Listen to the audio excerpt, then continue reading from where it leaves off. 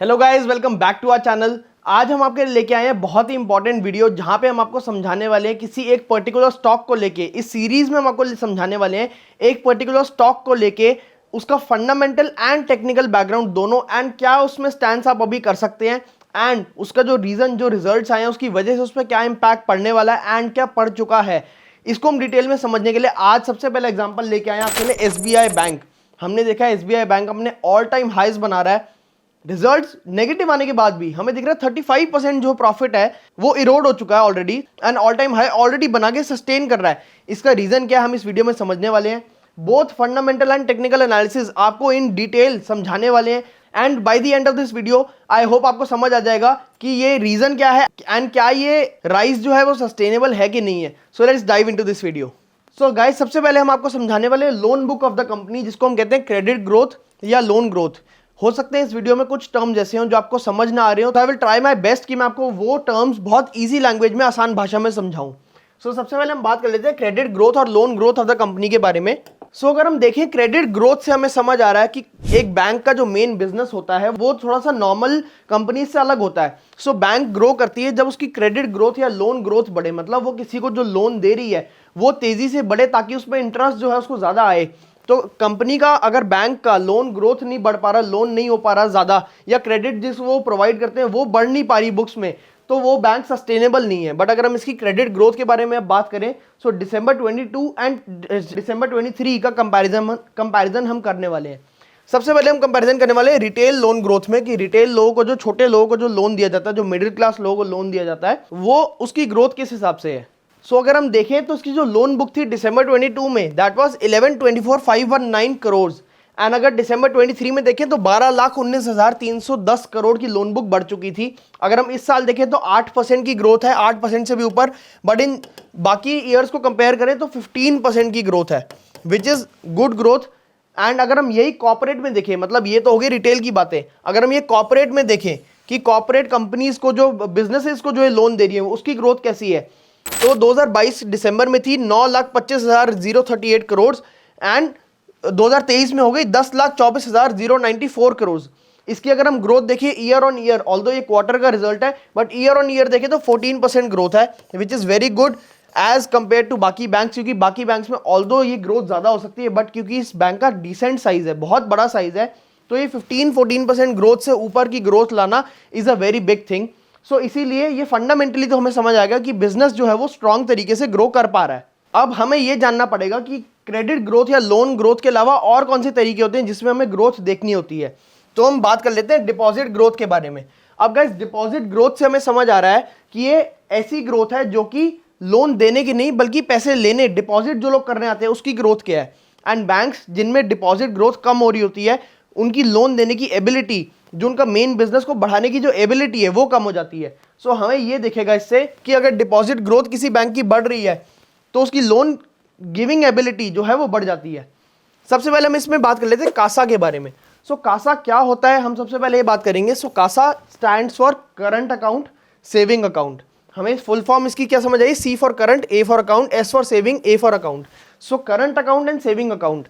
And current account saving account से हमें क्या समझ आ रहा है, दो तरीके के अकाउंट्स होते हैं। एक होते हैं बिजनेस अकाउंट जिसमें रोज पैसे आते जाते रहते हैं, इसको हम कहते हैं करंट अकाउंट। एंड एक होता है सेविंग्स अकाउंट, जो आपके पैसे एक जगह सेव कर लेते हैं, इसको हम कहते हैं सेविंग्स अकाउंट। आपको आई होप समझ आ गया होगा कासा क्या होता है। अब हम बात करते हैं कि कासा का जो परसेंटेज है वो हायर बेटर होता है या लोअर बेटर होता है। अब आप ये बात सोचिए कि आपके पास जो पैसे आ रहे हैं वो आना बेटर है या आपके पास से पैसे जाना बेटर है। एग्जैक्टली पैसे आना बेटर है। That is why higher the CASA rate the better it is for a bank.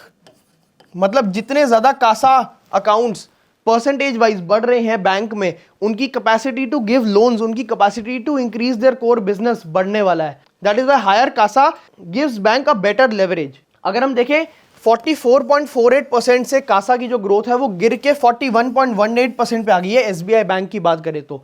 Although ये थोड़ा सा एक नेगेटिव पॉइंट है, बट क्योंकि बहुत ज्यादा ग्रोथ कम नहीं हुई है, दैट इज वाई ये एक ठीक ठाक लेवल पे बना हुआ है अभी भी। अगर ये 35%, 35%, 32% से कम हो जाता तो हमें समझ आता कि ये एक सीरियस ट्रबल में है। बट क्योंकि 2-4% ऊपर नीचे हो सकता है किसी बिजनेस टर्म की वजह से या बिजनेस ट्रेंड की वजह से ऐसा हो गया हो, जो कि जनरली हमें पूरे इंडस्ट्री में भी दिख रहा है कि कासा ग्रोथ गिरती जा रही है। सो ये इंडस्ट्री ट्रेंड के हिसाब से बेटर है, although this is a negative thing. But stock market में अगर आपको इसको रिलेट करके बताऊं, सो स्टॉक मार्केट में कोई भी इंफॉर्मेशन जो होती है वो ऑलरेडी डिस्काउंट हो चुकी होती है। तो अगर हमने देखा इंडस्ट्री का ट्रेंड गिर रहा है कासा का, तो इस बैंक का भी गिरने वाला है। बट हमें यह समझ आ रहा है कि बाकी इंडस्ट्री के कंपैरिजन में अगर ये कम गिर रहा है, तो ऑल्दो गिर रहा है बट बाकियों से कम गिर रहा है, तो it is a good thing for the bank. And ये इंडस्ट्री ट्रेंड ग्रोथ की अगर हम बात करें तो ये क्यों गिर रहा है, क्योंकि जनरली हमने देखा है एफडी के जो रेट्स हैं वो लास्ट ईयर में बढ़ चुके हैं। सो एफडी के रेट्स अगर बढ़ेंगे तो लोग अपने पैसे सेविंग्स की जगह एफडीज में डालना प्रेफर करेंगे, जिससे उनको ज्यादा इंटरेस्ट मिलेगा। So that is why FD के इंटरेस्ट रेट बढ़ने की वजह से लोगों का अट्रैक्शन एफडी की तरफ जा रहा है and current account and saving accounts थोड़े से कम होते जा रहे हैं। बट इट इज ओके जब तक 32% 35% के आसपास ना गिर जाए। सो करंट अकाउंट का अगर मैं आपको बेसिक फंडा बताऊं तो उसमें इंटरेस्ट रेट जो होता है बिल्कुल या तो नेगेटिव होता है, या तो आपको इंटरेस्ट देना पड़ता है उसमें पैसे रखने के लिए, या फिर 0% होता है, मतलब बैंक को उसमें कुछ नहीं देना, बैंक की कोई लायबिलिटी नहीं है। यही अगर हम सेविंग्स अकाउंट की बात कर लें, जो हम पैसे जहां जिस बैंक में सेव करते हैं उसके इंटरेस्ट की बात कर ले तो लेस देन 3% या 3.5% के आसपास चल रहा है एसबीआई बैंक में, which is good for the bank. अब हम बात करने वाले हैं बैंक के प्रॉफिट्स के बारे में कि बैंक प्रॉफिट कैसे कमा रहा है एंड कितना कमा रहा है। सो प्रॉफिट्स के बारे में अगर हम बात करें, Q3 2023 का जो था उसमें इनको प्रॉफिट हो रहा था 14,205 करोड़ रुपए का। यही अगर हम 2024 Q3 की बात करें, मतलब ईयर ऑन ईयर, इसको हम कहते हैं YOY, year on year growth देखें, क्वार्टर से अगले क्वार्टर को कंपैरिजन करें तो 9164 करोड़ की सिर्फ 9,164 करोड़ का प्रॉफिट रह गया है। इसका मतलब 35% हमें गिरने को दिख रहा है प्रॉफिट। यार एक बात बताओ, अगर 35% प्रॉफिट गिर रहा है एंड फिर भी स्टॉक अगर हम देखें स्टॉक ऑल टाइम हाई पे है, यार ये बात समझ नहीं आई कि ऐसा क्यों हो रहा है। किसी कंपनी किसी बैंक का प्रॉफिट गिर रहा है फिर भी लोग उसको खरीद रहे हैं, इंस्टीट्यूशन उसको खरीद रहे हैं, एंड ऐसा क्यों है। सो ऐसा इसलिए है गाइस, इसका रीजन ये है कि इसमें 7100 करोड़ के एक्सेप्शनल आइटम्स दिख रहे हैं, जो कि ऐसे आइटम्स हैं जो कि बारी बारी नहीं होने वाले, वन ऑफ इवेंट है। वन ऑफ मतलब ऐसे इवेंट्स हैं जो कि बारी बारी नहीं होने वाले, रीअकरिंग नहीं है, एक बारी हो गए, हो सकता है अगली बार ना हो, एंड जनरली अभी तक नहीं हुए।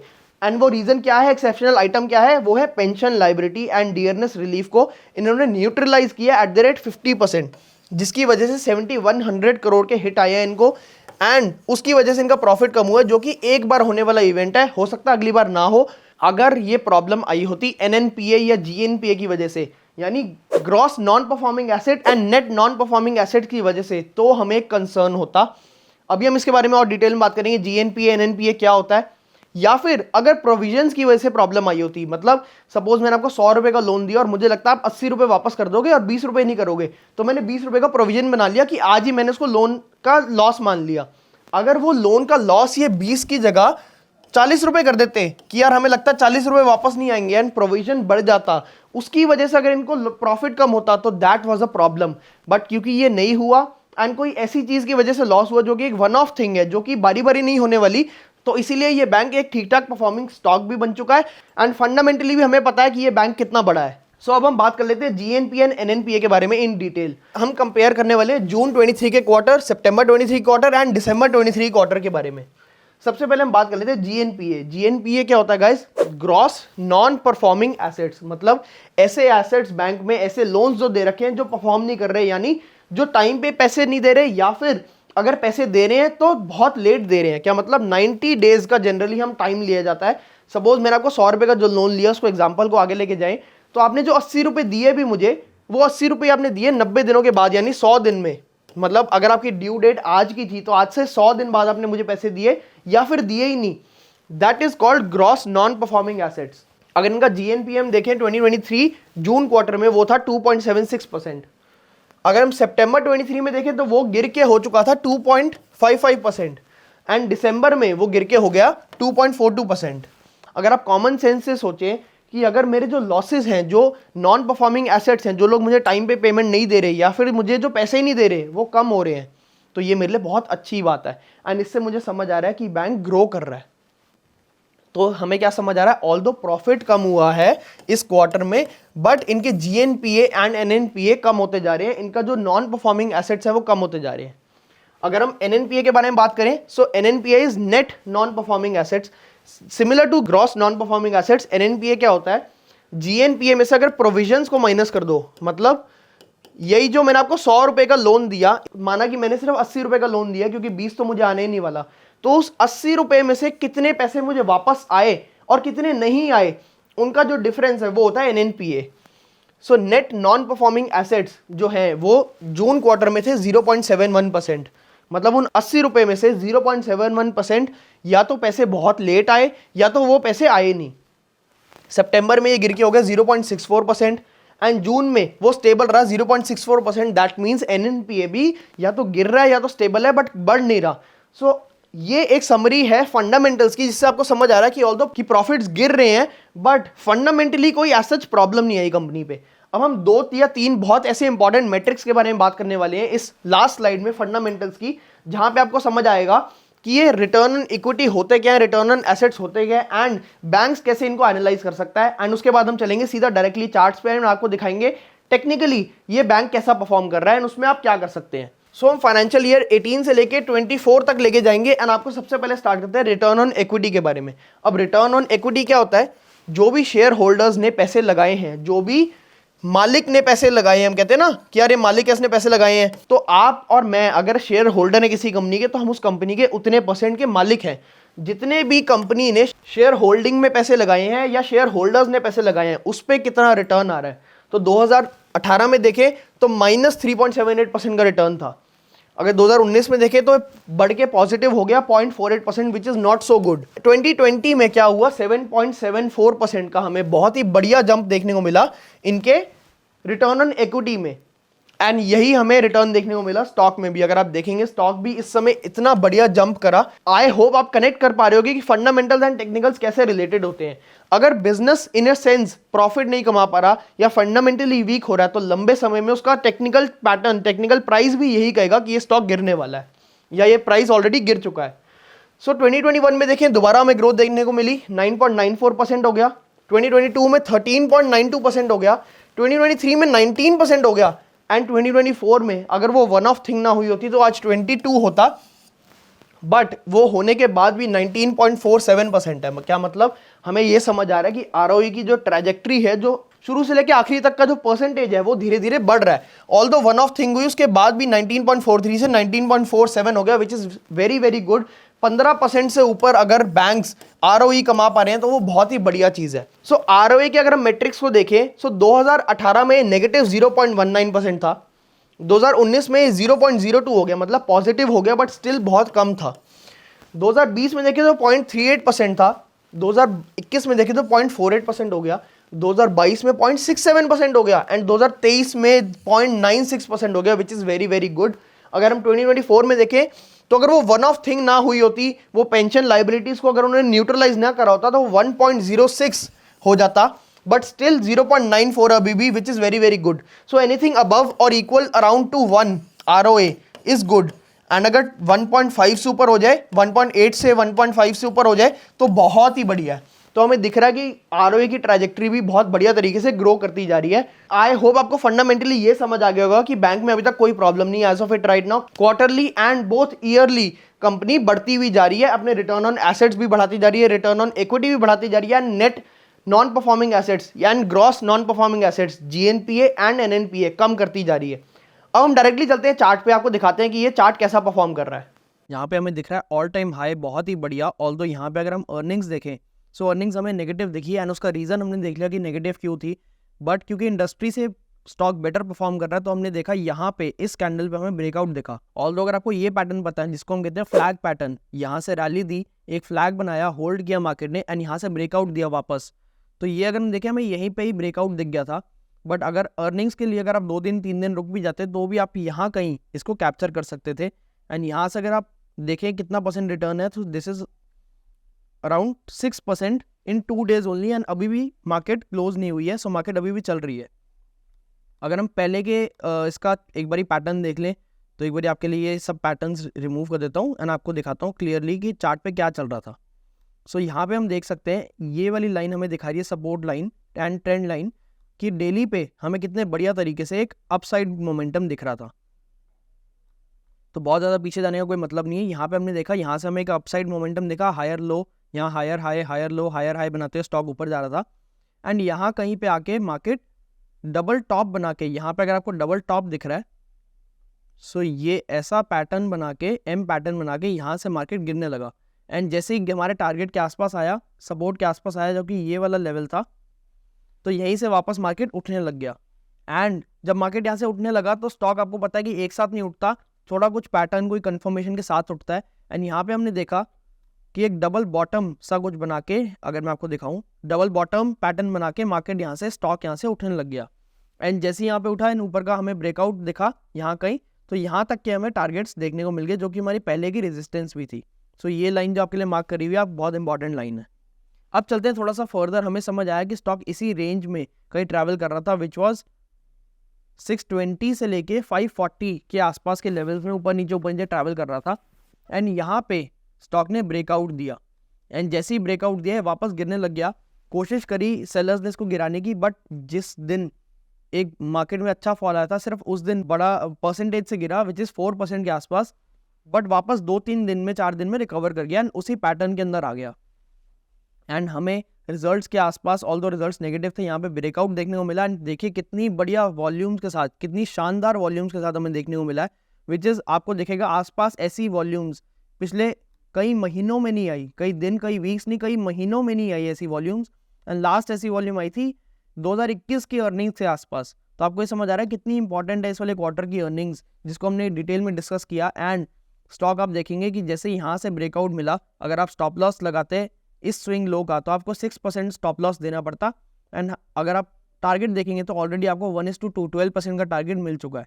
एक बारी मैं आपके लिए लॉन्ग शॉर्ट पोजीशन लगा देता हूँ, 1:1.98, 1:2 आपको ऑलरेडी मिल चुका है। सो अगर आप देखें यहाँ पे, अगर आपको होल्ड करना आप चाहोगे तो आप अपना स्टॉप लॉस को अर्ली में ट्रेल कर सकते हो। एंड वो कैसे करेंगे?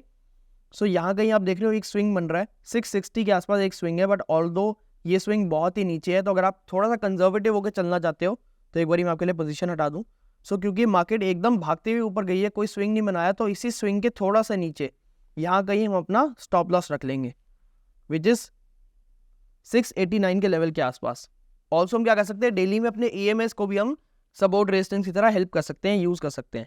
सो अगर हम देखें तो EMAs भी अभी काफ़ी ज़्यादा दूर हैं, क्योंकि स्टॉक एकदम से भागा है, धीरे धीरे ये EMAs भी बढ़ेंगे, बट टिल द टाइम आप 669 यानी 9 EMA के आसपास अपना स्टॉप लॉस रख सकते हो। तो 690 से 670 के आसपास आपका ये जो रेंज है, ये हमारी एक बाइंग जोन की रेंज है, यहाँ कहीं अपना स्टॉप लॉस रख सकते हो। आने वाले टाइम में जैसे 21 EMA ऊपर बढ़ता जाता है, तो आप 21 EMA को अपना स्टॉप लॉस समझ के ट्रेल कर सकते हो, या फिर आप न्यू स्विंग्स देख सकते हो अर्ली में। सो अगर हम अर्ली में देखें तो ये हमारा स्विंग उससे थोड़ा सा नीचे, यहाँ कहीं अपना स्टॉप लॉस 690 के आसपास रख सकते हो, एंड धीरे धीरे इसको और ऊपर ट्रेल कर सकते हो। यहाँ पे अगर आप फ्रेश बाइंग का सोच रहे हो तो फ्रेश बाइंग के लेवल से काफी ऊपर जा चुका है स्टॉक। एक बार अगर स्टॉक रीटेस्ट करता है, थोड़ा सा 690 670 के लेवल्स पे आता है, तो अब वापस यहाँ कहीं, मतलब मैं आपको दिखाऊं अगर, तो यहाँ से स्टॉक बिल्कुल सीधी रैली दे चुका है, तो यहाँ कहीं बाइंग का लेवल नहीं बनता।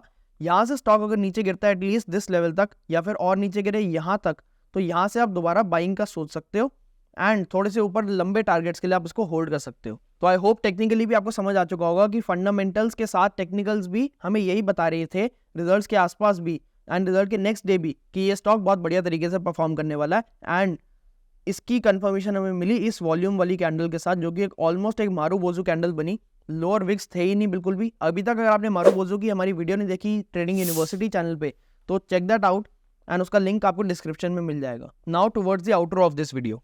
सो गाइज, आई होप आपको ये वीडियो अच्छी लगी होगी एंड आपको समझ आया होगा कि कैसे हम फंडामेंटल्स एंड टेक्निकल्स को कंबाइन करके एक स्टॉक में बढ़िया तरीके से पैसे कमा सकते हैं, एंड उसको एनालाइज करके आगे वाले सालों के लिए भी उसको होल्ड करके रख सकते हैं, या फिर उसको बेचना पड़ेगा। तो हमें ये भी समझ आएगा फंडामेंटल्स को देख के एंड प्राइस को देख के, टेक्निकली चार्ट्स को देख के। I hope you like this series, जहां पे हमने आपको समझाने की कोशिश करी है कि फंडामेंटल्स एंड टेक्निकल्स इकट्ठे मिलकर कैसे काम करते हैं। अगर ये वीडियो से आपको कुछ नया सीखने को मिला हो, so like this video, comment down below कि आपको नेक्स्ट कौन से चार्ट्स पे, कौन से स्टॉक्स के बारे में आपको एनालिसिस चाहिए। Till the time, subscribe to this channel and press the bell icon so you don't miss any important videos on this channel. Thank you.